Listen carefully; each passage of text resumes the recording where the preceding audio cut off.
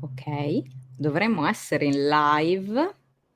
Allora, se c'è qualcuno in collegamento, adesso aspettiamo qualche minuto, in modo che così tutti ci possano raggiungere. Fateci sapere intanto se mi sentite, se ci sono problemi con l'audio, col video. Allora, questa sera non è una sorpresa, ma sono qui insieme a Saint Gibson, che mi accompagnerà in questa chiacchierata perché parleremo insieme di una lezione di perfidia, yes, an education in malice. Allora, ciao Chiara, intanto, e insomma, farò una piccola e breve introduzione in italiano, poi l'intervista invece sarà in inglese, poi piano piano nei prossimi giorni vedrete che ci saranno anche i sottotitoli disponibili, quindi dopo, se volete anche recuperarle in seguito, rimarrà sul canale. E quindi, insomma, con me, come vi ho appena detto, intanto, hello Saint, welcome on Miss Fiction Books. Hello, Tiffany. It's so good to see you. A real pleasure. We've been fan of yours on this channel for a very long time. I bet. Really, I remember that when I was a young girl many years ago. Well, I've read. I discovered your writing through NetGalley. I mean, I saw this small picture of some dancing skeletons, and I Yes. remember that I need to read that. Oh, And then yes. I read something like a retelling of Dracula from his bride perspective, and I say, okay, that must be mine. And then here we are, Oh, years that's later. such a good story. I love that. It's a happy ending for sure. Yeah, it's a real happy ending for me, especially. And well, so right now, less than 2 weeks ago, more or less, an education in malice, well, it's called Una lezione di perfidia in Italiano, came out for Neon, and I'm very proud for this translation because it was very fun, very challenging for some parts that I'll tell you about during our chat. But it's been a journey. So first of all, I want to just ask you, how are you? I just read that you've just moved to New York, and it must I be an did. exciting time. It is. Yeah, it was kind of unexpected, but I think it's all worked out really wonderfully. I love New York City, and I've lived in like the New England, Boston area for many years. And so I'm always in New York to see my friends or to come in and work because so much of American publishing is in New York City. I moved a couple weeks ago, and I'm really, really excited. I think it's going to be a really good season in my life for me.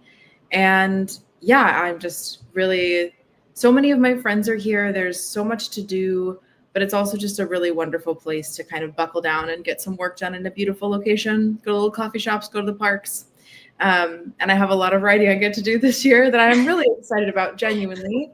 So I think this is going to be, I have a very good feeling that it's going to be a really like socially like full and fun year for me, but also one that has like a lot of good opportunities to just write and revise and revise. And that sounds good. Oh, well, you've written a lot during the past 2 years. So, Yeah. well, it's a moment of discovery, exploration, Yeah. it must be a very No. stimulating period.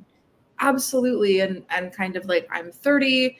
And so it's a really nice, like transitional season of being like doing some things new and different and not really being interested in certain things from my 20s anymore, but also like you get to a certain age and you rediscover things you haven't been interested in for like a long time. You're like, I still really like that. So like reading different kinds of books and going to different kinds of events. And like, also I always get really inspired from going to like museums. And so there's so many in New York City to go to, which is going to be really, really awesome because that's where I get a lot of my inspiration from is like history and beautiful old art. And so if I ever run out of things to write about, I can just go to the museums.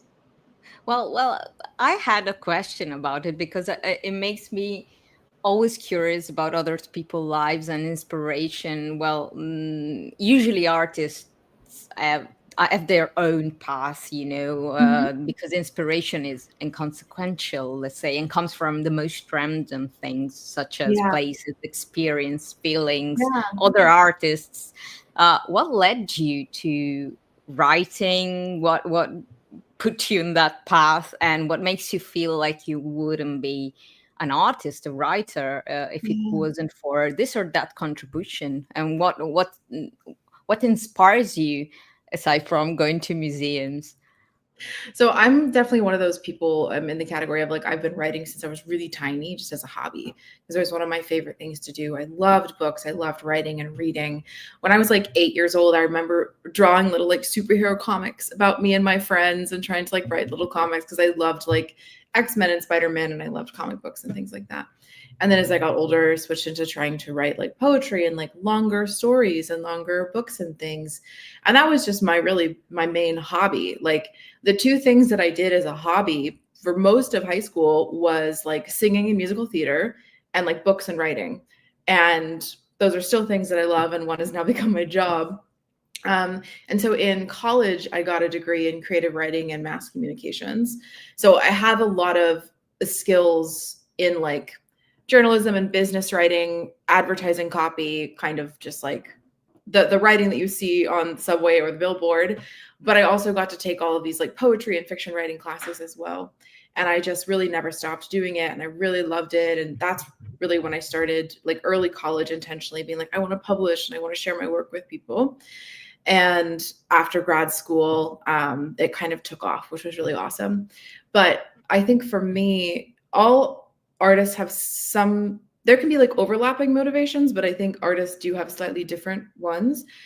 And for me, the thing that kind of keeps me coming back to my work and to continuing to write long form and publish is like, it is just kind of one of the main ways that I kind of sort my thoughts and like soothe myself and make meaning and find beauty in like my experiences. So it's a very like self-regulating, self-calming, focusing, almost like meditative practice. Elements of it. Sometimes it's just fun and I'm writing a soap opera because it's fun, but that is really nourishing to me personally. And I'm also very driven by the sharing aspect. Some writers aren't as much. Some writers are like, oh God, people have to read it now. And I love the element of putting parts of my soul into something that is seen and recognized by other people all over the world who I've never met. And then I meet someone like in a signing line at an event and they're like, this thing touched me because I had this weird overlapping experience. And like, I love being able to create shared community around the themes and the stories and the characters in my art.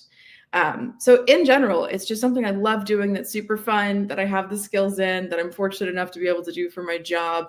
And it keeps my mind sharp and it's entertaining. But more personally, it is kind of how I make sense of the world and how I keep myself steady and how I find a lot of meaning and value and a sense of purpose in connecting with other people and helping them feel not so alone in their experiences through my work. So yeah. Oh, that's so beautiful all the time. Well, I get that I have some kind of, I don't know, feeling, but I guess that with this book, but even more with Evocation, you had a lot more fun. Like you let go something because you wanted to have more fun through writing. Yes. I have this kind of, well, you know, I am devoted to A Dowry of Blood. It's like that book changed my life. In so many ways. I told you that. But I feel like you wanted to have fun with this kind of book. And I really felt like you had so much fun writing An Education of Malice, even though it deals with heavy topics and all the jazz, but it feels like you wanted to let go a part of you that, you know, I want to have fun while writing. So much fun. And you did. Yes. No, I love that. I'm a very, very big proponent. I was just talking to a friend about this the other day. We met up downtown to talk about books and happy hour and stuff. And it sounds, when people, whether it's people who come to me who are young or newer writers who are asking for advice, or me and my friends in the industry behind the curtain giving each other advice, it often comes down to like, if you are not having fun, if you are not experiencing pleasure and joy, whether it's because what you're writing is fun, or maybe the subject matter is more challenging, but there's a pleasure in like the catharsis of writing about it, or overcoming the challenge of writing a more difficult scene. If you aren't kind of tapped into that energy of like a little bit of play and pleasure, even in doing the hard work, the writing is just going to be worse. Like, you're going to have a worse time. The audience can feel it. You tend not to do things that are a little bit more like out of the box and experimental. You don't trust your instincts as much. Mm-hmm. And that is something that I've only learned through doing, is I think that, I have a better time and I am more confident sharing with people and promoting the work if I experienced more joy and pleasure while writing it. But I do think oftentimes it just translates to the book being more interesting. And so it's nice that there's that thread. I think sometimes I think there's a little bit of truth to this, but not totally. And I think if we keep telling ourselves this story, it's really damaging. Artists and writers can sometimes, there's this mythology of like the suffering artist, and this like story that like you get the best art out of the worst periods of your life. And I do think that can happen sometimes, but I think it happens because people are experiencing intense things that are existential or troubling or big emotions. And they kind of use all of that energy and alchemize it into art. And that can be really powerful, but there's not a one-to-one, like, you're having a bad time, therefore the art is better. And I think that even if someone is talking about a book that is like a wonderful piece of art, and like, I wrote this in a really hard time in my life, like I was really struggling, I guarantee you that book was probably an outlet for them for that joy, or for that sense of, I can control this, I can overcome this challenge. This is something that I can make beautiful. So I think it works that way and not backwards. So I'm always telling people, like, we don't need to be suffering to be doing good work. And actually, if we're, having more fun and we're in places in our lives that are more stable and healthy, we can usually make more, better art. So I'm a big fan of that. But I've learned that over time, because sometimes it is not fun and it's very hard work. And it can also be very isolating, like writing long form fiction. Like, it's a long time. Even if you're a fast writer, it's probably at least a year of your life, maybe less, probably more. And it's done mostly in isolation. It's you and your thoughts. And I think that's also why it's so important to have really trusted friends who are artists, whether they're other writers or other artists, so you can kind of share those feelings with and be in that circle of people who are encouraging you and get it. Because I think that is also really important. So I think that is what I've discovered specifically in the process of writing Education of Malice, because it was my second traditionally published book, and the first one that I wrote like on a contract with a traditional publisher. It's a very different experience. And it was very challenging earlier in the writing process. I was not having a lot of fun. I was super isolated. It was a challenging book, but I also couldn't figure out how to make it more fun for myself. I was really stressed about public reception, because it was the first time anyone knew who I was, because Dowry blew up. And so everyone is like, what's she going to do next? And I was like, I don't know. But then about halfway through the writing process, I loosened up a little bit. I started to have more fun. And I also started to talk to my friends more about it and share more of our work and have more of a playful element. And now I'm in a position where I really do love that book. I'm happy with the way it all turned out, because it was in the process of not having a good time that I was like, shouldn't I be liking my job at least a little bit more? And I think that's where you get some of the scenes that are more indulgent or decadent or emotional or angsty, because those are fun for me. And it, I think, makes the book better in the end. Yeah, absolutely. And I guess that this kind of environment where you can share, you have, your community of all the writers or readers that you trust. I think that wouldn't be, really possible like 10 years ago, 15 years ago. It's like, yeah. Right now I see a lot of people that are really building communities between people, and this makes their work better. And I guess that this is really positive. The ancient image of the writer alone in its room Yes. You know, writing is very solitary. You know, you have to find ways to make it less Absolutely. lonely and Yeah, isolated. 100%. absolutely. No, I agree with that totally. Mm.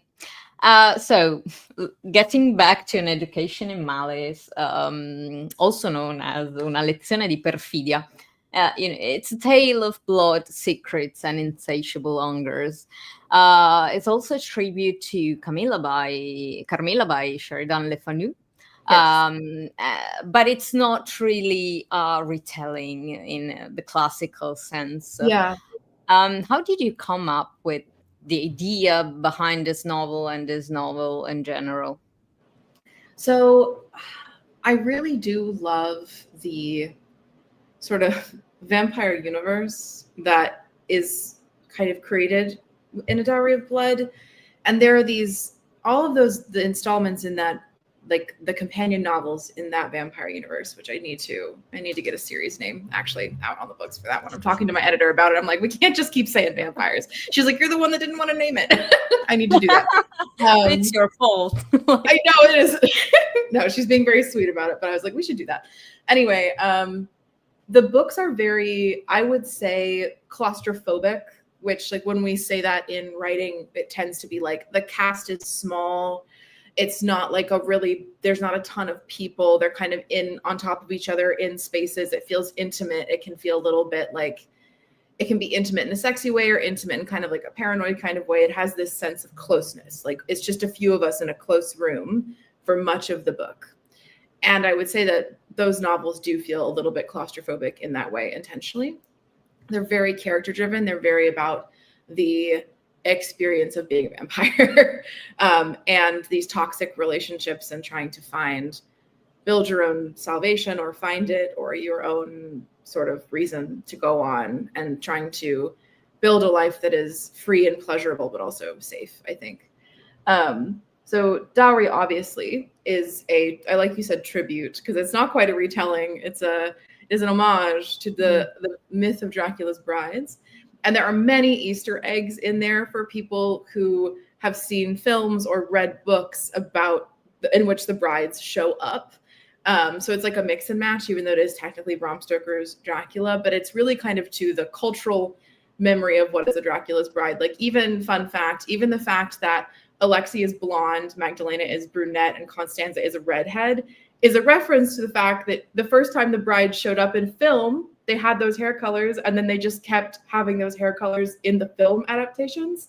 And that's even in like the Van Helsing film adaptation. So that's an homage to film. It's not even an homage to Bram Stoker. I was just like, we got to keep this going. But when it came time to do Education Malice, I knew I wanted to continue exploring this vampiric world with new characters and in a new setting and bringing it somewhat close to the present. But I love novels that, Diary of Blood is a historical novel in that it starts like in the medieval period and it goes all the way up to, I think, like 1920 or something, 1930, I've forgotten. They're in Paris. It's post-war. But I wanted to do something that was kind of in the in-between of a contemporary and historical. So I call Education like a vintage feeling novel because it's in the 60s. I wanted to do something that was really centered on women and the female experience and the experience of being like a queer woman and a young woman particularly.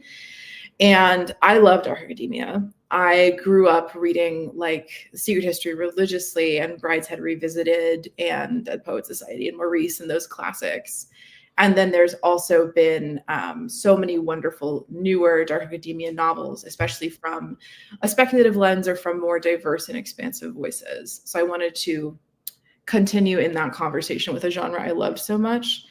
And I also knew that if I did another vampire book, I wanted to continue kind of taking inspiration from these Gothic classics that are so foundational in some ways that people don't even realize to what we think of when we say vampire.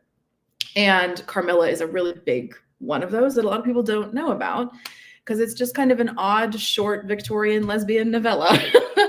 But I read it and I loved it. So I actually went into reading it thinking, maybe there's something here that I can work with. I was like going back to reading. I wanted to go back and read some other like Gothic pieces of literature and also older books that had vampires in them. And I started with that one. And then I was like, well, I found it. Like, we're done. Yeah. I love this one so much. And I also was really interested in the fact that in the original Carmilla, you have Carmilla and Laura, who are these two women that are also the two young women in Education and Malice, one of whom is a vampire, eventually, obviously. But you had this Delafontaine in the original Carmilla is a governess. She's kind of this like severe, somewhat controlling, mysterious older woman governess. She's a minor character. She's somewhat antagonistic, but I liked that energy. It was interesting and I couldn't stop thinking about it. And then as I was kicking around the setting, I was like, what would be a governess in a more updated situation that also felt claustrophobic and kind of sexually charged? And I was like, a professor. She's their professor. And I think that was when I like things started to come together. Ostensibly, the books are about the two girls, but Delafontaine is my favorite in this book, if you can't tell. It's my guilty pleasure. And so I think once I understood that she is like the point of the triangle that connects these two women, I was like, got it. So that was my experience of coming to that. And then we built out from there. And I got to look at a lot of beautiful fashion plates of 60s clothing and listen to 60s music and watch 60s movies. And I was like, oh, I love my job. Okay. Many things I need to tell you. Well, first of all, I've translated Carmilla for an Italian illustrated edition Really? 2 years ago. So, well, when I say that, everything is connected. It's all connecting. It's crazy. Yeah, it's so beautiful. I have it there, and I didn't. It's gorgeous. Get it. Anyway, but it felt like coming home with an Education in Malice, but in a renovated one. I don't know if it makes sense, but it felt like that. And especially because it's set in the 60s. So it struck me at the beginning because it's, it's an era of social turmoil, changes, but also literally experimental. It's very experimental. There's extravaganza, freedom. It's artistically was, one of the most incredible era ever. And it seemed the perfect setting. But you say that both AUTORI and An Education in Malice are quite claustrophobic. And I had this feeling that, the world outside Santa Perpetua was like, a turmoil, exactly. And Santa Perpetua was like something different, something like quite secluded. There were parties, but it was a little bit, claustrophobic. There's something that is I've seen done in multiple dark academia or like lit fic novels that I love, but particularly the secret history, which is like the foundation upon which we all build in this genre, is the secret history, where the friend group or the academic institution or the family home, wherever these things are taking place, feels somewhat out of time or special or magic, or like these relationships or these intellectual experiences, this like coming of age could only really happen in this particular setting. And one of the ways that I feel like is expressed in a lot of these novels, there's usually like a scene or a chapter or two where the character will be pulled out of that setting and kind of go back to the real world. And it's just very different. And it kind of makes them want to get back into this world. And also just kind of, you realize as the reader, I think, how claustrophobic their little world actually is, which is one of the reasons. It was also just fun. I wanted to do it. But one of the reasons why there is a scene is not, I don't think too much of a spoiler, in Education in Malice, where one of the girls goes to San Francisco on break to the Haight-Ashbury district, which is, like you said, this whole other world that feels so open and expansive and modern, and like it's experimental, and there's young people from all over the world, and the music and the politics, and she's meeting people and families outside of her experience. And I think it makes the reader realize, oh, wow, she really is like in this tiny, tiny little kind of toxic bubble. But of course she gets pulled back in. So that is a classic move that I've done as well, because I also feel like when you're in these, it's so true, when you're in these academic institutions, particularly ones that are smaller or older or have any element of kind of elitism or a very specific culture to them. It is a world in a world, like it's a place out of time. And they have their own strange like rituals and cultures and things. Like I went to, I wouldn't say that this is a super, you know, mysterious or strange one, but I went to grad school at Princeton Theological Seminary, which is a older, specialized, smaller grad school that is attached to a large Ivy, even though it's not technically the Ivy. And we even have all these odd like inside jokes and like weird architectural things and like traditions that have been going on for 60 years that nobody can quite remember exactly how they started, but we do it every year kind of thing. And I think there's something kind of magic about that. And I wanted to recreate that feeling in same profession as well. Well, in this kind of environment, every small things is like amplified, is so much bigger. And this is why also this kind of triangle that, you know, all of your stories are character driven and heavily focused on their perspective. But the threat of losing the Lafontaine's favor is like never gaining this first place is like something that hovers over Carmilla's and Laura's head, you know, in such a heavy way that it is the setting, it's the kind of feeling that they are in this small place and they don't go out very often. No, they don't. They don't go out quite often. And nevertheless, there is room for them to explore something else, explore their rivalry that turns into something else, you know. As I like to describe this book, it's an anthem for all the girls who secretly dream of a Carmilla instead of Edward Cullen. Because, or yes, both. Exactly. Or both. Exactly. No, 100%. I agree with you 100%. Oh, yeah. And, you know, I really like the dynamic because, you know, I see your soft spot for the Lafontaine. She's like the magnetic character, you know, that everybody wanted. You know, I've been that kind of girl that wanted to be seen because she was the smart one. So I really read this story by watching these girls with, you know, I felt like, you know, you're so sweet. One day you'll see what you've been through. And they're so young. I don't usually write characters this young. I think they're like 19 and 21, if I'm remembering. I forget now. But they're quite young. Last year. They're 20 teen. Yeah. Still teen left for us. Yeah. And yeah, you know, the kind of feel that you want to be seen for something that you do, and then you later in your life you learn that it's not just about that. But exactly. You know. Yeah. And I wonder as well, like there's a very, I want to say this.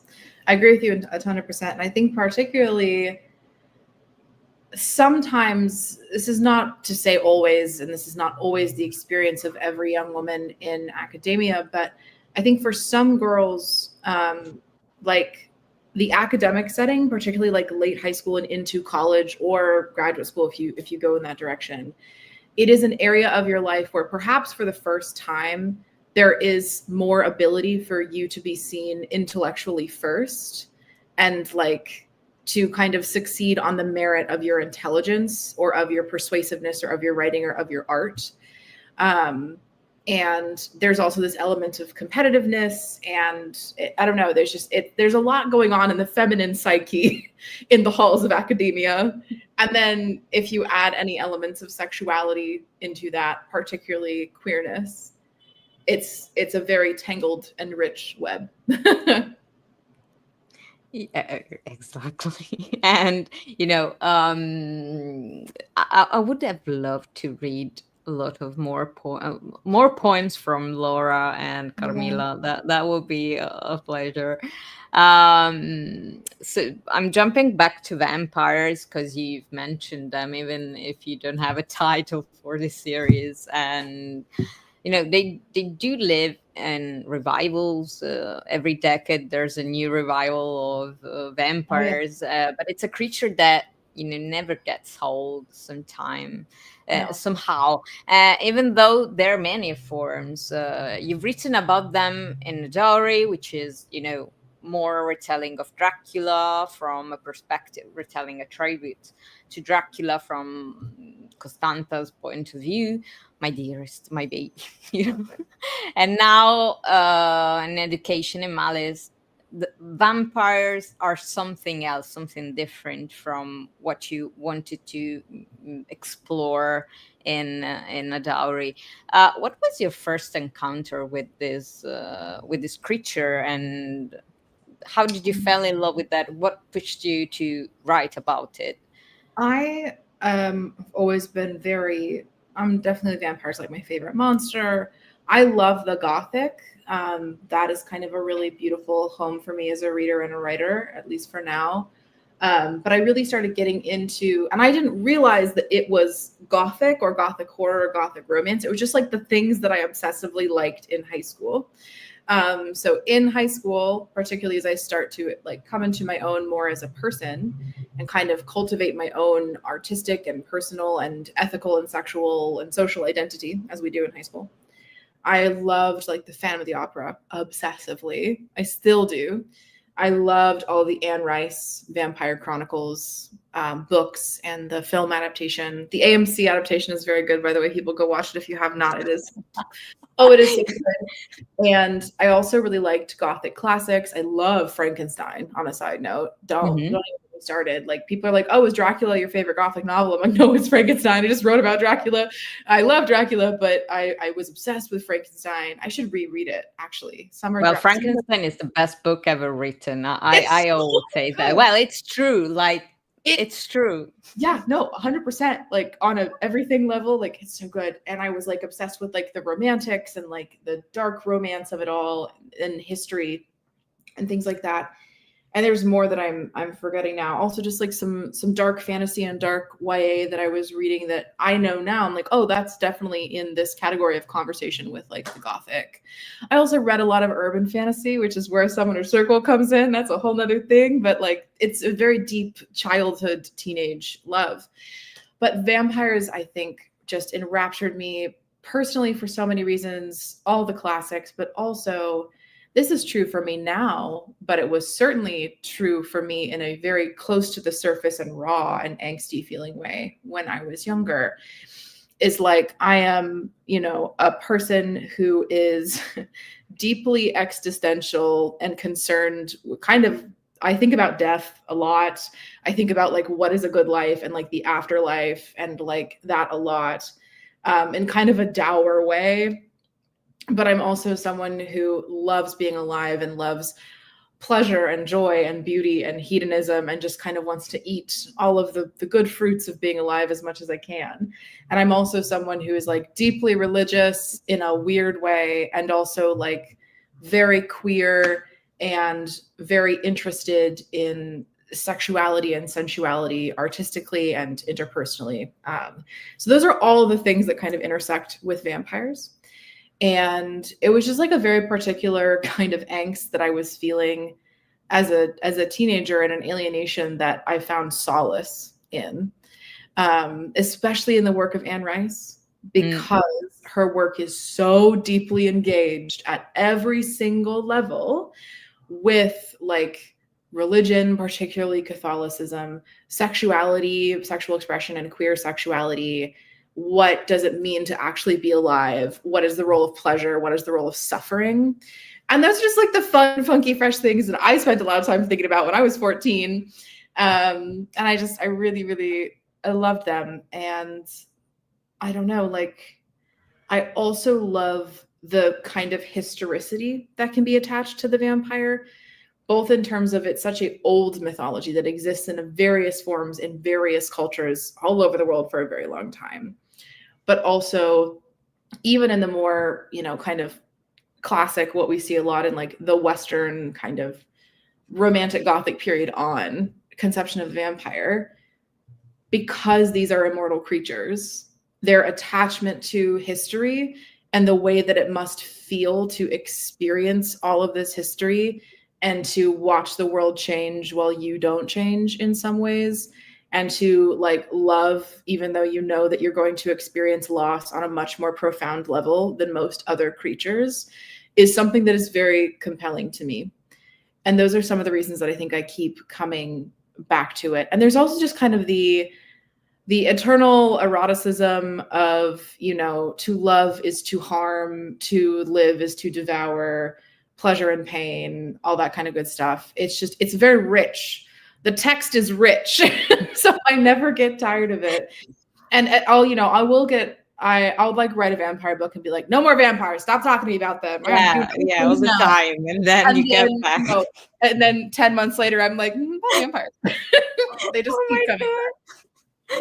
I feel it a little bit, just a little bit. No, well, for vampire is one of my favorite creature like of all time, and I think I've read more about vampires than any other creature, because you know, when I was younger, it was the first creature that made me explore queerness. I lived in a small town near a big city, but it was a small town, and I remember that through Anne Rice, you know, I was exploring this that existed. You know, it was, you know, it was delighting. No, that's Anne Rice's work for many, many people, and it continues to be the case, but like particularly in the 90s and the aughts, like for many people, she was like the crack through which the light of like queer gender or a queer sexual identity first got in, which is very true for me in other ways as well. Like, I think particularly like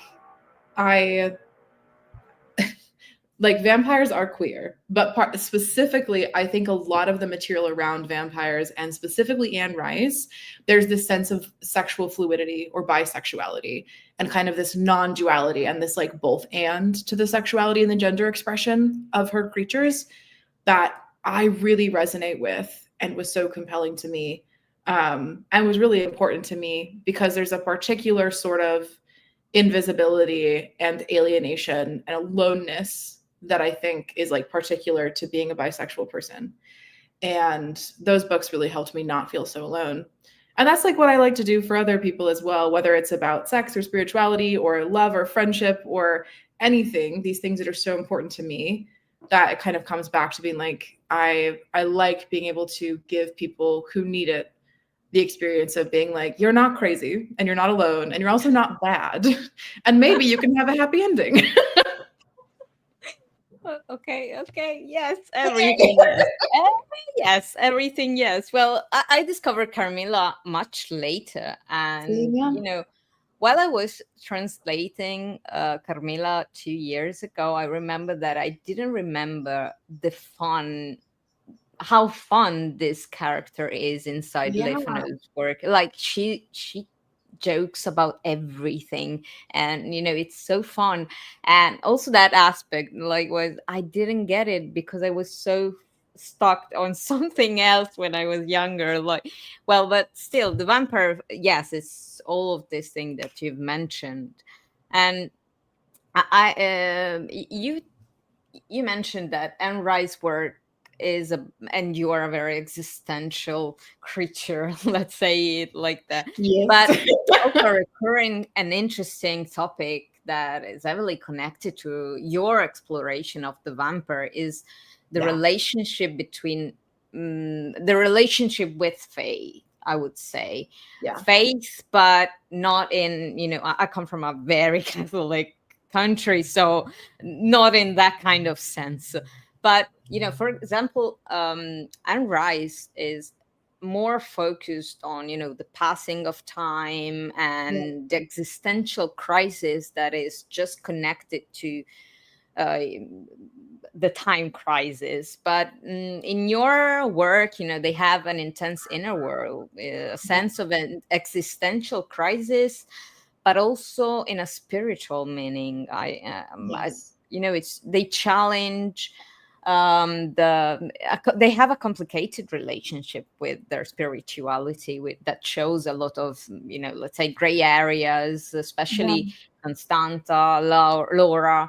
And it's never about being good or being bad. It's just, it shows the reality of every people's spirituality. You know, they are made of flesh, they are made of sins, as much as they are made of something good, you know. And not in you know, just a moral sense, as much as that's the kind of thing that is really interesting about your work, because you never you want to show, I don't know, something about all these things that are heavy to discuss sometimes, but they also, you know, struck in like, you know, something is good, something is bad, and it falls flat most of the time. And you know, I really like the way you approach these things. There's a couple, that's such a good, you're so right. You're so right for that. There's a couple of things here. One being, like, I think that is one of the primary reasons that I am so drawn to the Gothic, is because I just wrote an essay about this on my Substack, if you guys are interested. But like, one of the major themes of the Gothic is this, actually I think it is an Italian word that I'm probably going to say so wrong. It is an art history term, chiaroscuro. Chiaroscuro, sì. Yes, it is. No, that wasn't bad. I'm getting close. Do my little Duolingo. So there's this conceptual, but basically framing in visual art where it's heavy use of really dark darks and really light lights and light and shadow that create depth and that make something look three-dimensional and just create a heightened sense of drama and emotion and intensity. Caravaggio. Yeah. And so that, I think, is an artist motif that I use literarily in my writing. That's kind of a guiding principle for me, is like, how can I make the darks really dark and the lights really light, the beauty and the grotesque, the spiritual and the erotic, the fear and the longing? How can I kind of turn the dial up on both of those things to create more contrast, to make it feel a little bit more operatic and more intense and a little bit larger than life? Because that is the space that I, as an artist, am most excited to play in, and I have the most to say. And I love that the Gothic kind of allows you to do that. And so in terms of spirituality and in terms of things like religion and spirituality and ethics and good and bad, I think having those really light lights and those dark darks and also the gray in between is very important to me. And I'm going to answer the second part of that, but I'm going to get a charger first. So my laptop. Yes, sure. 1 second. No worries. Ok, intanto se avete anche qualche domanda da aggiungere qua in chat, non abbiate paura che qualche minuto magari prima della fine della live ce lo ritagliamo.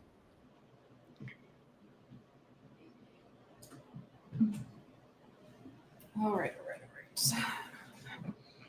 So yeah, let's get this guy set up here.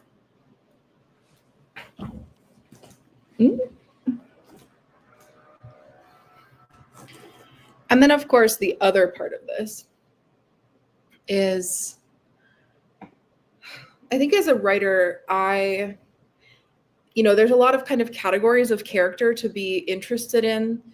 And one category that I'm always thinking about for every single character, regardless of their religious or spiritual background, is kind of the spirit or the soul or the spirituality category in their lives.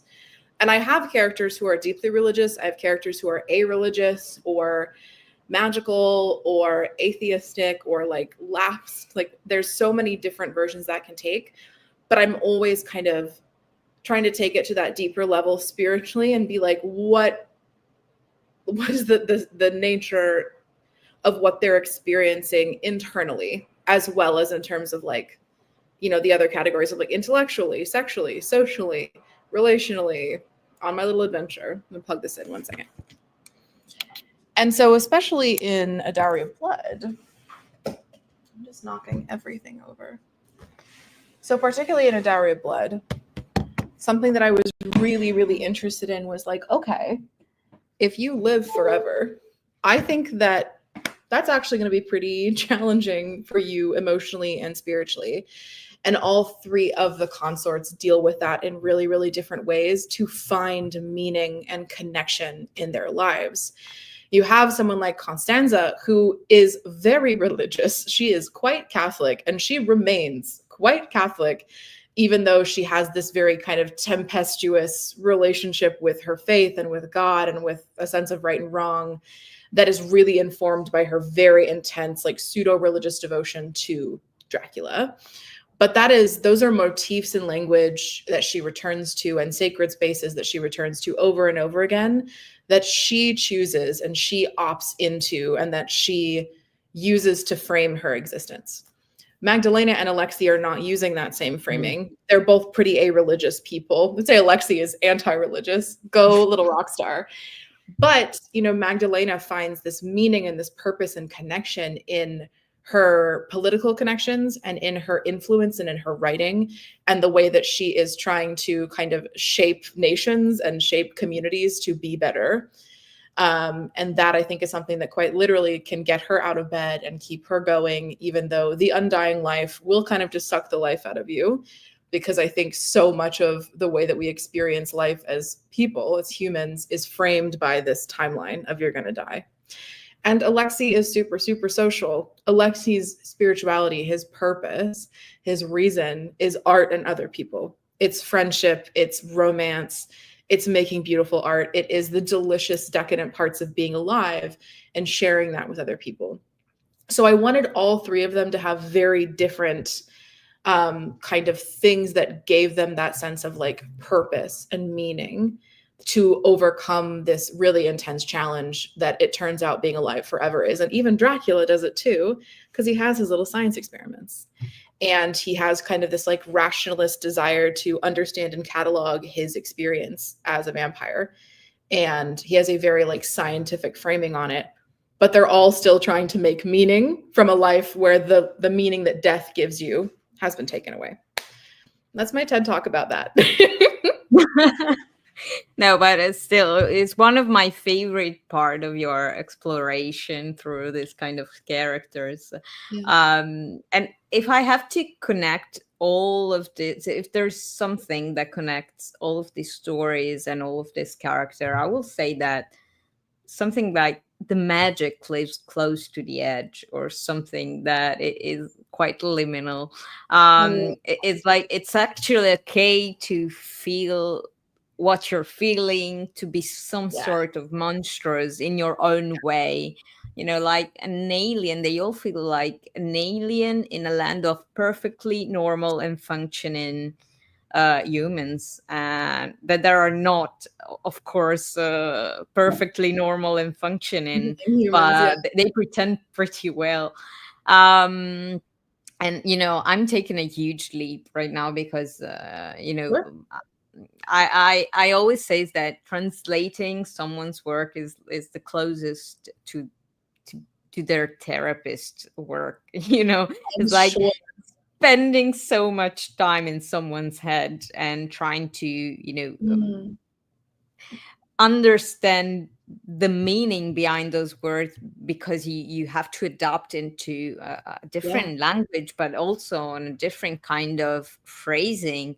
It's weird. Let's say it's weird. And I have the this is the second novel that I'm translating from your pen, and you it feels like the text at a certain point so well, as much as an author. I remember parts of it in 2 languages, like it's crazy. And it really grows all the time, because I've been spending so much time right now, as I was saying before this live, with Reese, with David, and with Moira, that there are characters that the Italian readers will meet at the end of the year. Let's say something like that. Sure. Also, I can't wait to read Ascension, because I need it. And then I'll put my hands on Savage Bloom. Okay. Would you briefly introduce these 2 stories? And first of all, are you excited for the release of both of these 2 novels this year? I am so excited, Tiffany. Like, it's it's going to be a very full, busy year, but in such a beautiful, gratifying way. Like, so yeah, I'll talk a little about that and the high level. So for those of you that don't know, Evocation is the first book in a 4-book urban fantasy series by me. It is more contemporary, it's like lighter and more fun and more character driven and playful than Dowry. But it is about a group of interconnected magicians and occultists who live in Boston. And it follows David, who is a former child psychic prodigy who is now working as a lawyer. And he's also part of a secret society in Boston. And he realizes that he is actually under a family curse that is going to come for his soul on his 30th birthday if he doesn't figure it out. And the only person he can possibly turn to for help is his ex-boyfriend, who is also his secret society rival, Reese, and also Reese's new witch wife, Moira, who doesn't like David. And we just have to be in a big, beautiful Gothic house about it in some forced proximity and try to figure it out and try to figure out our feelings for people along the way. I love this series very, very much. And so Evocation has been out in English for a little while, and Ascension, which is the second book, is coming out in English in July, so very soon. And I'm so excited about that because there is a very certain kind of special intimacy and familiarity with a series that runs a little bit longer and that is more episodic. So every book in the Summoner Circle series is more kind of like a season of your favorite TV show. And we've got a big cast of characters, and it's like a soap opera, and like everyone's dating everyone and fighting and breaking up, and there's demons and angels and sex, and we're also like, it's contemporary. So like we have Instagram and cars, like it's very fun. So if you like, you know, like supernatural CW TV shows, John Constantine, The Raven Cycle, things like that, you'll really like this. And there's a little bit of like that ninth house, dark, broody stuff as well.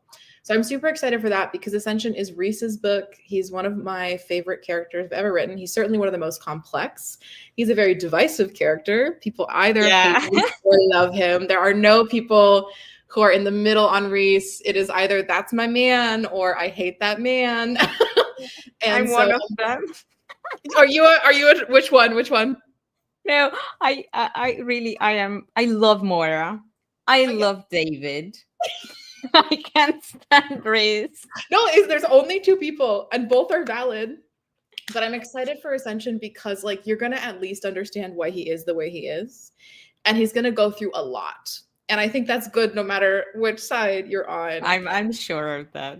Yeah. And there's also just more of the more ceremonial magic because it's Reese's book, more secret society kind of politics and drama, which is really, really fun. But David and Moira are still there. We're meeting some new characters. It's going to be so fun. So I just get to like have this fun summer celebrating these characters that I love so much with readers who have already opted in and are showing up for the second book. And there's something a little bit special about that because those events tend to be more intimate. But there are people who are like, I am seated, I am ready. Like I've already read book one. I'm coming back to see these characters that I love. So it's a little bit more like playful. We can have more inside jokes. We can get a little more deep into things because you've already met everybody. So that's the reason I'm excited for that one. I am also so excited for Savage Blooms, which comes out in October. Savage Blooms is the start of a brand new series. You've never seen it before. But I will say, for all of you, and I love you guys very much, but you ask me this question all the time, for all of you who are like, when are you going to write a book that feels like a dowry of blood again? And I think you had me at that. Yeah. And I think what people are asking me is like, when are you going to do another book that's like really lush and kind of dark and beautiful and heavily Gothic? The answer is I was cooking. It is Savage Blooms.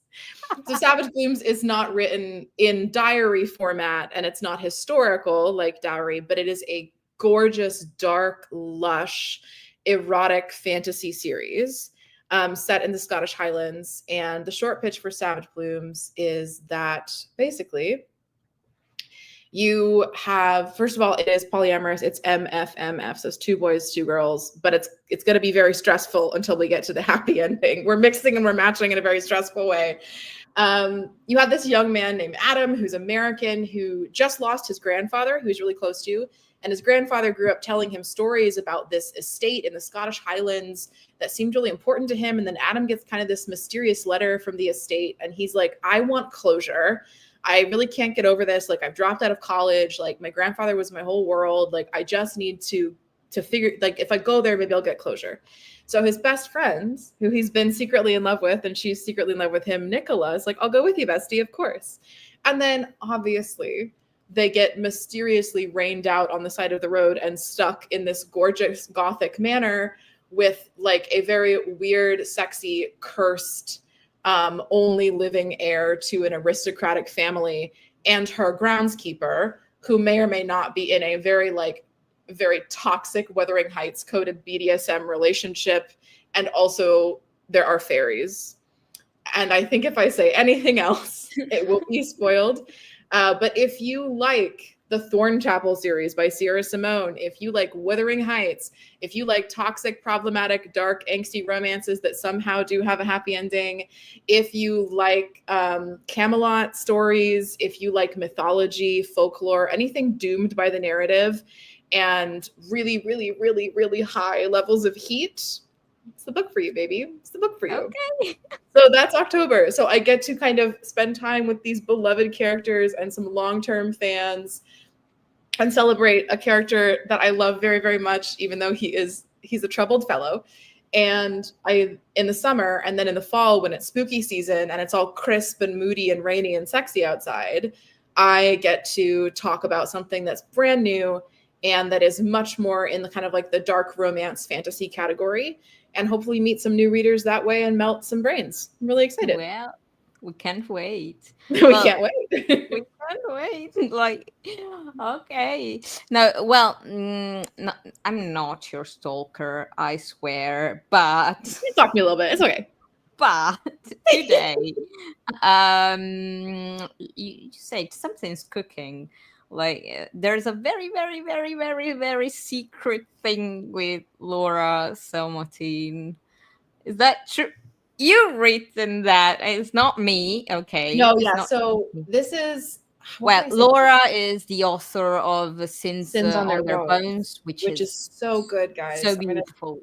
Yeah. Sins on Their Bones is a gorgeous, dark, queer Jewish fantasy about two ex-husbands on different sides of a civil war and the hot spy master caught in between.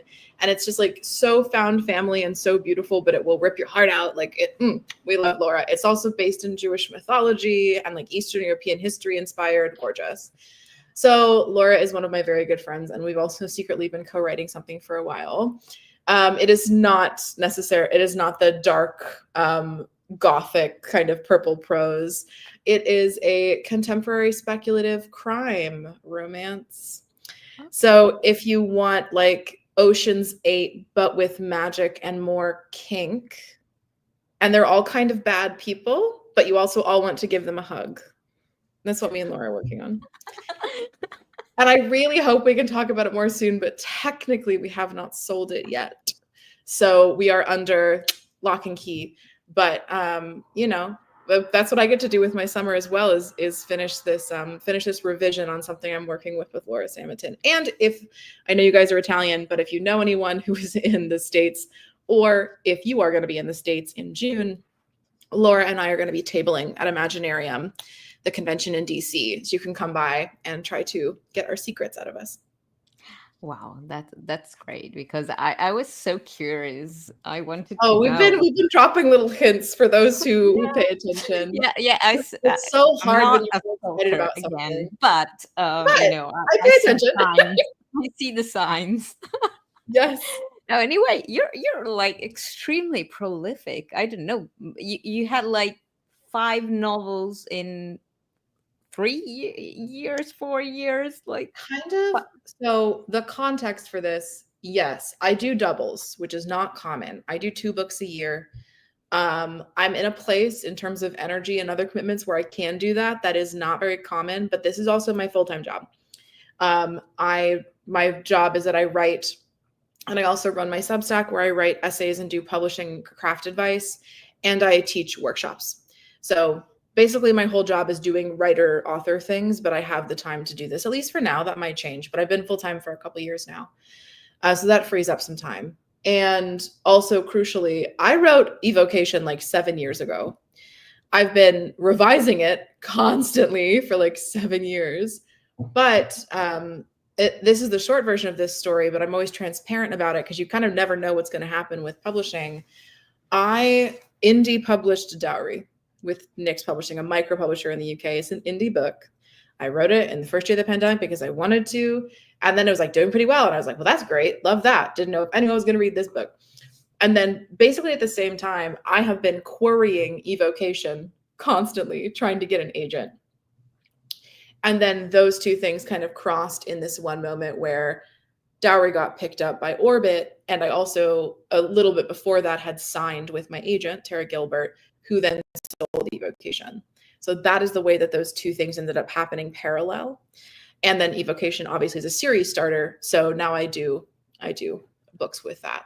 There are some breaks coming up. I think probably there will be a little bit of a longer break between Ascension and the third book in the series.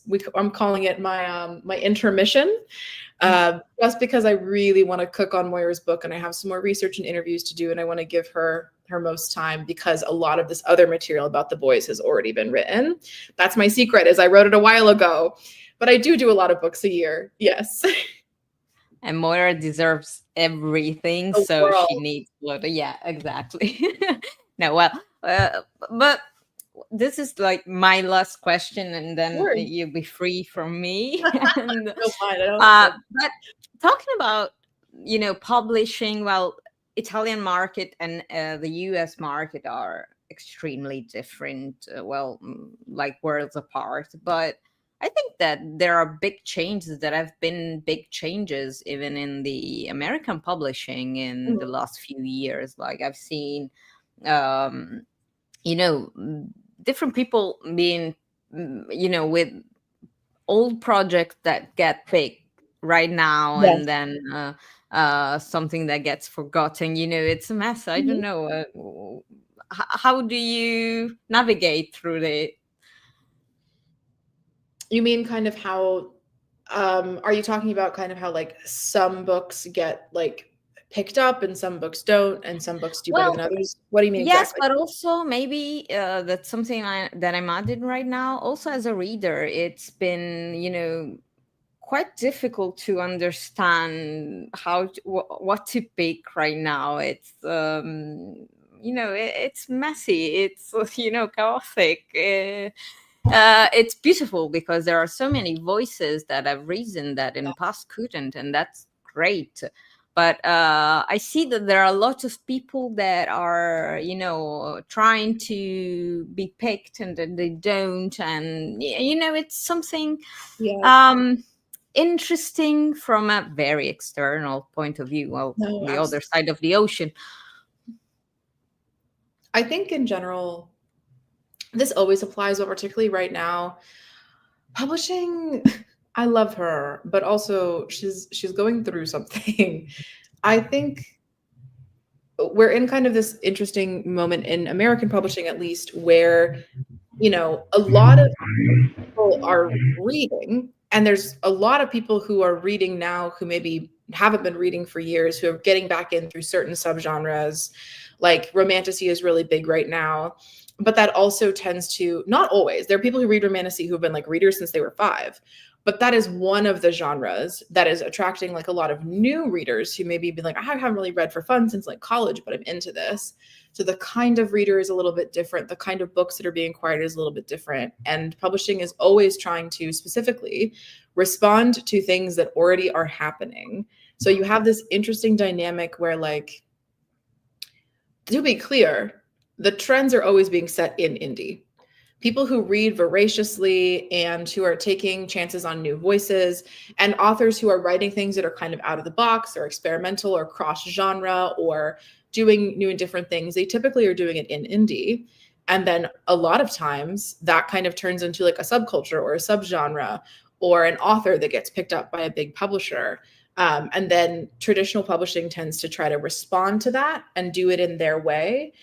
And sometimes that works and sometimes that doesn't.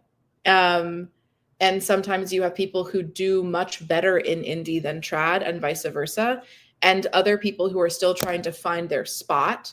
But I think publishing is in this position right now where it's kind of, what's the word? being cautious and being more responsive, being like, okay, like if you're already reading it, we'll buy more things like it.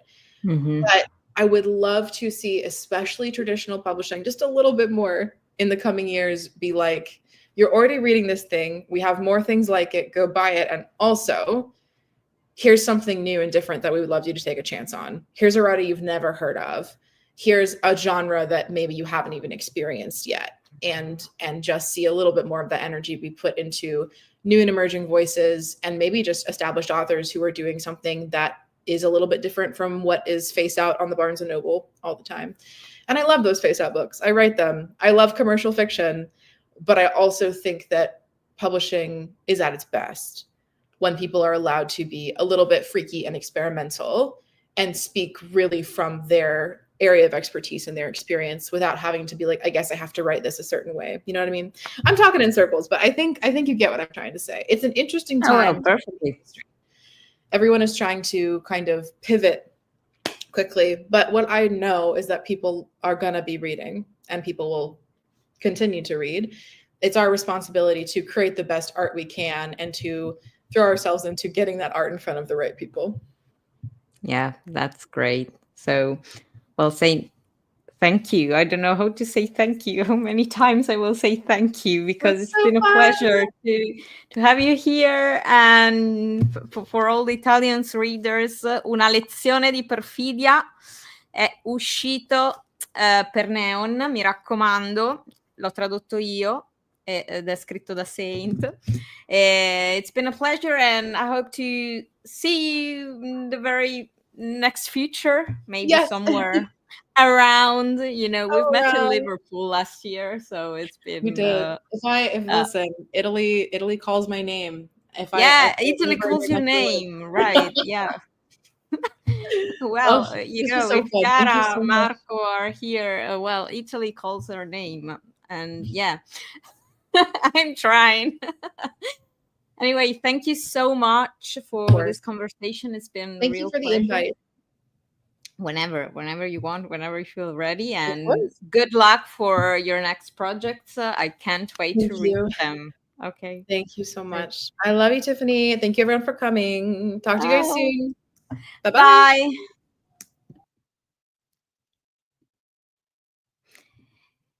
E grazie mille a tutti quelli che hanno seguito la live e che recupereranno il video. Un bacione.